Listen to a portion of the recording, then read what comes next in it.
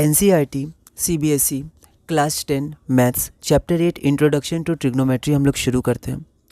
तो हम लोग पहला क्वेश्चन देखते हैं, व्हाट इज़ ट्रिग्नोमेट्री। तो trigonometry is a branch of mathematics which studies the relationship between the sides and angles of a triangle.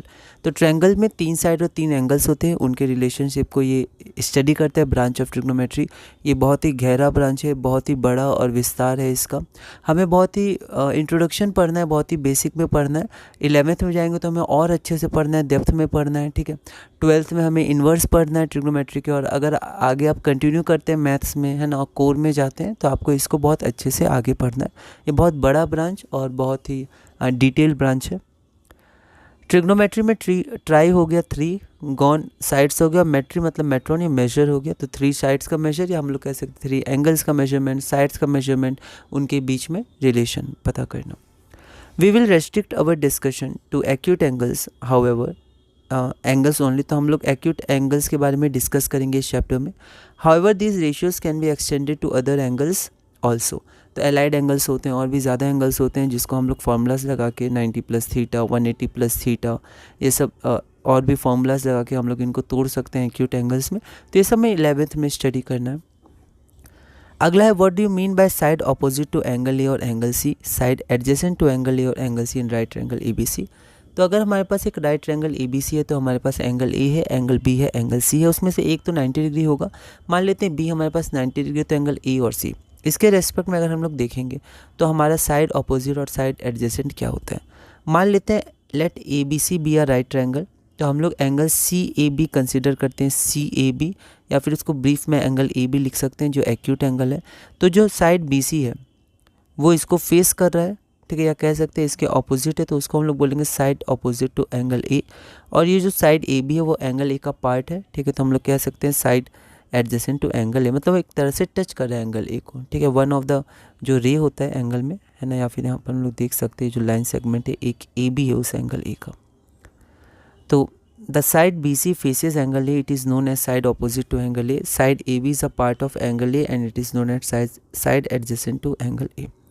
उसी तरह अगर हम लोग पोजीशन ऑफ साइड्स मतलब चेंज हो जाएगा, अगर हम लोग चेंज कर दें एंगल को, तो अब इसके सामने ये है तो AB हो जाएगा side opposite to angle C, और ये हो जाएगा adjacent to angle C. What are trigonometric ratios of an acute angle? तो trigonometric ratios of an acute angle are the ratios of the sides of a right angle triangle with respect to its acute angles. तो 3 side है तो उनके अलग अलग के अगर हम लोग रेशियो लें, 2 साइड का रेशियो अगर हम लोग लें तो अलग अलग ट्रिग्नोमेट्रिक रेशियो फॉर्म होती है। The trigonometric ratio of an acute angle in a right triangle expresses the relationship between the angle and the length of the side. तो एंगल्स और लेंथ ऑफ साइड के बीच में रिलेशन ट्रिग्नोमेट्रिक या T ratios बताता है। Give the names and expressions of the trigonometric ratios of the angle A in right triangle ABC. तो angle बहुत ही important होता है, उसके अनुसार आपका साइड एडजेसेंट और साइड अपोजिट बदल जाता है। तो यहाँ पर जनरली एंगल A के रेस्पेक्ट में बात करते हैं, एंगल C हो सकता है, P हो सकता है, QR कुछ भी हो सकता है। तो यहाँ पर हम लोग मान लेते हैं जो ABC हमारा है वो ABC हमारा राइट एंगल ट्रायंगल है और एंगल A हमारा एक्यूट एंगल है। तो पहला हम लोग डिफाइन करते हैं साइन रेशियो, ठीक है, तो वो होता है साइन ऑफ एंगल A। तो अगर ये हमारा एंगल A है तो साइन ऑफ एंगल A हो जाता है side opposite to angle A divided by hypotenuse, ठीक है।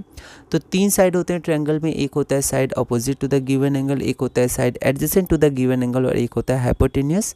तो साइन ऑफ एंगल A होता है side opposite to angle A divided by hypotenuse BC by AC। उसी तरह कोसाइन ऑफ एंगल ए होता है side adjacent to angle A by hypotenuse AB by AC। बहुत इंपॉर्टेंट, ये आपको डायरेक्ट याद ही होना चाहिए।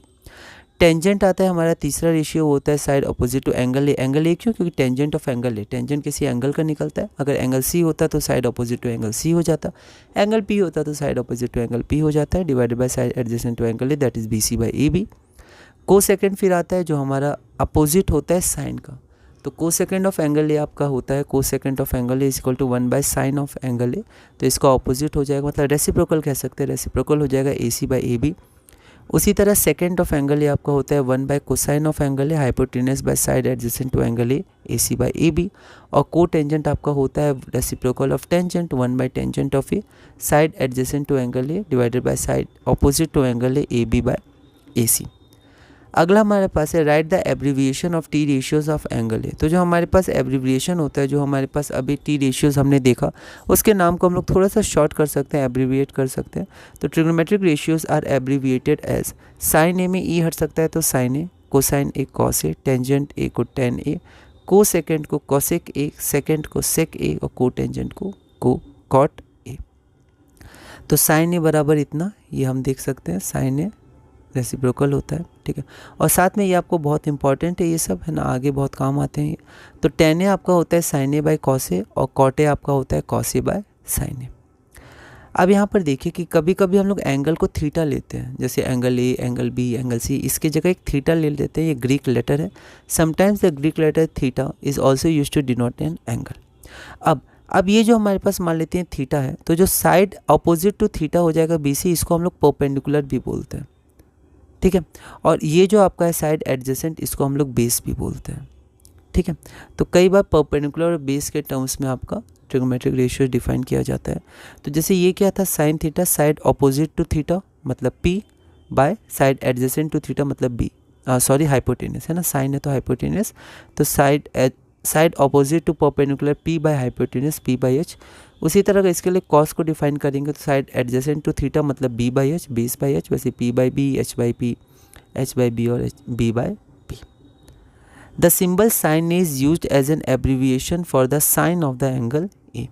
Sin A is not the product of sin and A. ऐसा नहीं कि इसमें मल्टीप्लिकेशन छुपा हुआ है, कभी कभी होता है, पर इसमें नहीं है। इस केस में इसको हम लोग साइन इंटू ए नहीं लिखेंगे। जैसे अगर हम ए बी लिखते तो आपका बीच में मल्टीप्लिकेशन है ए इंटू बी, लेकिन यहाँ पर आपका मल्टीप्लिकेशन नहीं है, ठीक है। यहाँ पर साइन इंटू ए आप नहीं मान सकते, प्रोडक्ट नहीं है। Sine separated from A has no meaning. तो साइन क्या होता है, किसी एंगल के लिए होता है, इनको सेपरेट करने से साइन अकेला, इसका कोई मीनिंग नहीं होता है। Similar interpretations follow for other trigonometric ratio. तो ऐसे इंटरप्रिटेशन आपका कॉस के लिए हो जाएगा, tan A तो tan अलग A अलग, ऐसा कुछ नहीं होता है, ठीक है। The values of trigonometric ratios of an angle do not vary with the length of the sides of the triangle if the angle remains the same। तो अगर आपके पास ये ट्रायंगल है या फिर इसको आप एक्सटेंड कर दीजिए, ये ट्रायंगल है, अगर एंगल सेम है तो ट्रिग्नोमेट्रिक रेशियोज की वैल्यू सेम होगी। साइन स्क्वायर ए को हम लोग साइन ए का होल स्क्वायर लिख सकते हैं, कॉस स्क्वायर ए को कॉस ए का होल स्क्वायर। कॉसेक ए को हम लोग 1/sin ए लिख सकते हैं और इसको हम लिख सकते हैं साइन ए का होल इन्वर्स, ठीक है। साइन ए का जो होल का इन्वर्स है वो साइन इन्वर्स ए नहीं है, साइन इन्वर्स ए का एक डिफरेंट मीनिंग होता है और ये हम लोग को क्लास 12th में पढ़ना है, ठीक है। We have defined 6 trigonometric ratios of an acute angle. If we know any one of the ratios we can obtain the other T ratios. तो अगर हमको एक रेशियो पता है तो हम लोग बाकी रेशियोज भी फाइंड आउट कर सकते हैं। Since the hypotenuse is the longest side in a right angle triangle, the value of sin A और cos A is always less than 1 or in particular equal to 1। क्योंकि नीचे क्या है, hypotenuse है, तो न्यूमरेटर कभी भी बड़ा नहीं हो सकता डिनोमिनेटर से, और अगर 1 से ग्रेटर होगा तो न्यूमरेटर को बड़ा होना पड़ेगा। तो क्योंकि वो कोई बड़ा नहीं हो सकता, या तो इक्वल हो सकता है या फिर जनरली वो लेस देन 1 होता है। साइन और कॉस की वैल्यू दोनों में डिनोमिनेटर में हाइपोटेनियस आता है जो लॉन्गेस्ट साइड है। एक क्वेश्चन हम लोग देखते हैं, given tan A is equal to 4/3, find the other trigonometric ratios of the angle. ये अच्छे से 4 हम लोग और 3 लिखेंगे। क्लियर है ना, सुंदर राइटिंग है, ठीक है, पर अगर सुंदर नहीं भी है तो क्लियर होनी चाहिए हमारी राइटिंग, ताकि सब कुछ समझ में आए। तो गिवन tan A की वैल्यू 4/3 है, find the other trigonometric ratios of the angle A. NCERT solve example है, देखते हैं इसको। तो यहाँ पर tan A की वैल्यू हमारे पास 4/3 है। Let us consider a right angle triangle या राइट ट्रायंगल ABC। इसमें tan A हमारा होता क्या है, तो side opposite divided by side adjacent P/B होता है, BC/AB 4/3 गिवन है। तो यहाँ पर मान लेते हैं कि BC हमारा 4K है क्योंकि ये रेशियो है, और AB मान लेते हैं 3K है। अब पाइथागोरस थ्योरम से हम लोग क्या करते हैं, AC की वैल्यू निकाल लेते हैं, जो हमारा 25K स्क्वायर मतलब 25K स्क्वायर AC स्क्वायर आ जाएगा, जो हमारा 5K आ जाएगा, है ना, 5K का होल स्क्वायर, तो आपका 5K आ जाएगा। तो AB 3K हो गया, BC 4K हो गया और AC 5K हो गया। बस अब हम लोग सारी ट्रिग्नोमेट्रिक रेशियो जो डेफिनेशन थी उसके अनुसार हम लोग सारी ट्रिग्नोमेट्रिक रेशियो की वैल्यू निकाल सकते हैं। अब हम लोग नोट में देख लेते हैं द कोसाइन फंक्शन। हमने देखा साइन और कोसाइन, अगर ध्यान देंगे तो को हटा देंगे तो वो साइन ही है, बस उसमें को लगा दिए, ठीक है। तो the cosine function arose from the need to compute the sine of complementary angle. तो एक एंगल का साइन और उसका कम्प्लीमेंट्री एंगल का साइन। तो कम्प्लीमेंट्री एंगल्स हमें बाद में पढ़ना है, ठीक है। सप्लीमेंट्री एंगल्स होते हैं अगर जोड़ने पे 180 डिग्री, कम्प्लीमेंट्री जोड़ने पे 90 डिग्री। तो ये भी इंपॉर्टेंट है, थीटा 90 माइनस थीटा, ठीक है। तो साइन थीटा और साइन 90 माइनस थीटा अगर कम्प्लीमेंट्री एंगल का साइन निकालेंगे तो वो हमारा कॉस थीटा हो जाता है। ये सब हमें बाद में पढ़ना है, ये सब हमें 11th में स्टडी करना है। तो कोसाइन हो गया कोसाइन, मतलब कॉम्प्लीमेंट्री ऑफ साइन। उसी तरह आप देखिए बाकी रेशियोज में भी को लगा हुआ है। टेन का को टेन, मतलब टेंजेंट का को टेंजेंट, तभी तो टेन का कॉट हुआ। तो टेंजेंट का कॉम्प्लीमेंट्री एंगल के लिए टेंजेंट निकालेंगे तो वो हमारा हो जाएगा को टेंजेंट या कॉट। उसी तरह आप देख सकते हो जो हमारा सेकंड था, ठीक है, सेकंड का को सेकंड है ना, उसमें भी को लग गया जिसे हम लोग कोसेक कहते हैं, है ना। तो ये हमारा हो गया। तो ये हमारा क्लास नंबर 1 पूरी हो गई। अगली वीडियो में हम लोग क्लास नंबर 2 करेंगे और क्वेश्चन नंबर 7 से कंटिन्यू करेंगे। तो इस वीडियो में हमने क्लास नंबर 1 किया और हमने इसमें क्वेश्चन नंबर 6 तक कंप्लीट किया। अगली वीडियो में क्लास नंबर 2 करेंगे और क्वेश्चन नंबर 7 से कंटिन्यू करेंगे और धीरे धीरे अपने class 10 maths chapter 8 introduction to trigonometry में आगे बढ़ेंगे।